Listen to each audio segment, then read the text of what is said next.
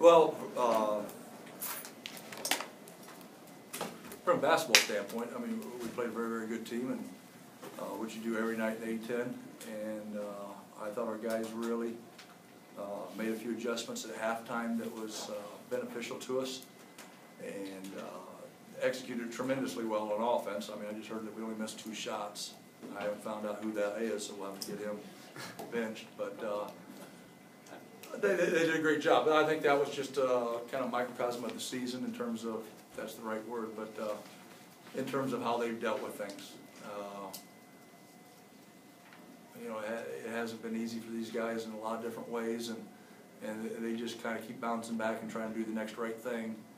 And as I said out there, I think that's a great example for all of us to have, you know, because, you know, everyone's life has setbacks and challenges or tragic things and disappointments, and that's life, and that's why sports is a tremendous teaching tool for that. And these guys certainly have illustrated how to kind of go about it.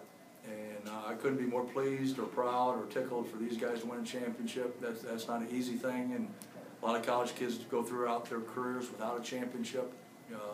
It's hard to win a game, more or less a championship. I mean, that's one thing that people don't understand. It's hard to win a game. They can all play those speculative, oh, that guy's record, or they're on a 2-game losing streak, or the weather's below 37 degrees, and so they're not playing very well. And it's hard, and it's a long, tough road. So I couldn't be more pleased for these young guys.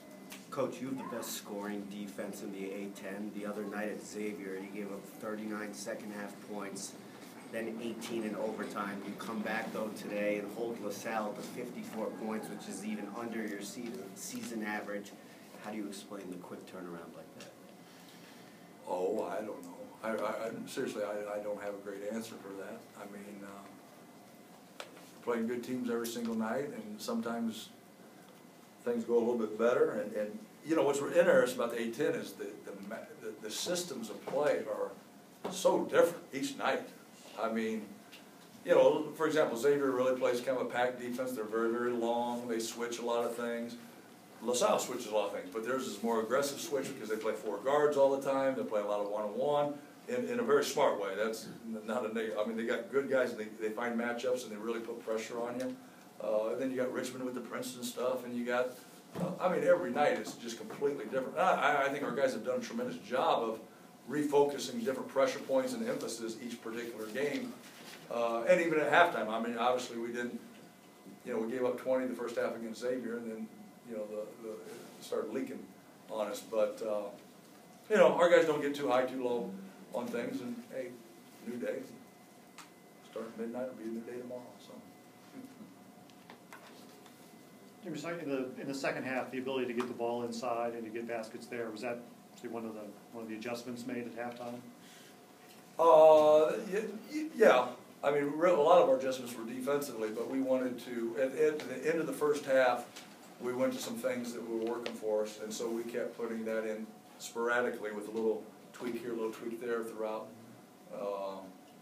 the second half. But our guys did a great job of getting the ball inside and get some good isolations in there, and reading the defense, because LaSalle really comes over and helps from the perimeter a lot of times, and so that was good. They did a great job of it. What was the plan for defending against Ramon Galloway? You limited him to 8 points, and he came in. He scored over 20 in his last 2 games. Well, that was a team. You know, as I said, they got 4 guys out there usually that can break you down on the dribble, and that's the hardest thing to guard in basketball is dribble. And they have a lot of guys that do it, and then the guys off the bench. Galloway really stretches you out. We didn't want to give him, we wanted to try to eliminate as much space as we could with him. Not only with the guy on him, but help other guys. It had to be a team defense and show yourself and be in certain gaps and different situations. But he's a great player. I really enjoy watching him play. He's really good. Was that close to perfect the second half? I mean, did you have much to quibble with the way you guys finished it off? Didn't I give you that talk yesterday on that? Yeah, you didn't listen to a word I said. You didn't listen to a word I said. I was going to phrase the question of, I know there's no such thing as a perfect half. Thank you very much. Pretty close. Thank you.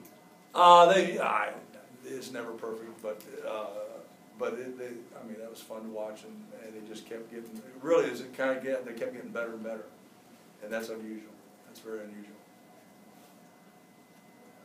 Anything else for Coach? Looked like Quamain in the second half also, it seemed like, as he's done a few times, he came out there and said, I'm taking charge. I'm gonna. Well, I think Kwame done a great job of not overdoing things. I mean, that would be the natural thing because he's such a competitor and he was out for 2.5 months. And I mean, there's no one been more team-oriented than him, which is really incredibly about his character in terms of how he thinks of the team and the program and his teammates. And I think he's getting better as the season's gone, and there's been more openings to him. And early on, we didn't probably, I don't know what the word would be, but go to him in as many situations because we knew that it was a process. We didn't want to put too much on him. And so it's kind of been a gradual progression, and we kind of believe in progression. I know the world doesn't believe in that a lot of times. They want instant stuff, but we kind of believe in the process, and he's done a tremendous job of not overdoing it. Talk yesterday about the league title, when it says about the body of work. What does it say about this team's body of work? You're on 13-3, you win an Atlantic 10, which is as an outstanding league this year with all sorts of teams. What does it say about this team to win this league championship? Well, you know, I made a comment, I don't know when the game was, within the last 10 days or something, like George Washington. I thought that was our best win of the season, and, you know, people look at me like I'm, well, they always look at me like I'm nuts, but I mean, like I'm an idiot, and they might be right, but the reason I was really extremely pleased with it, I just didn't think very many things went well for us that day.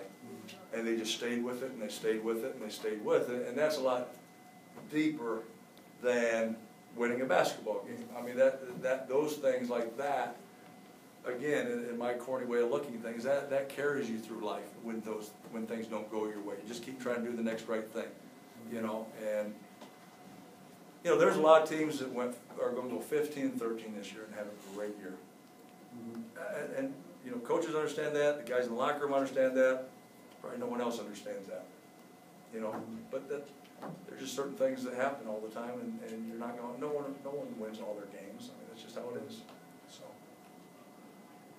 anybody else got a question? All right, you guys have a great one. Thanks. Appreciate it.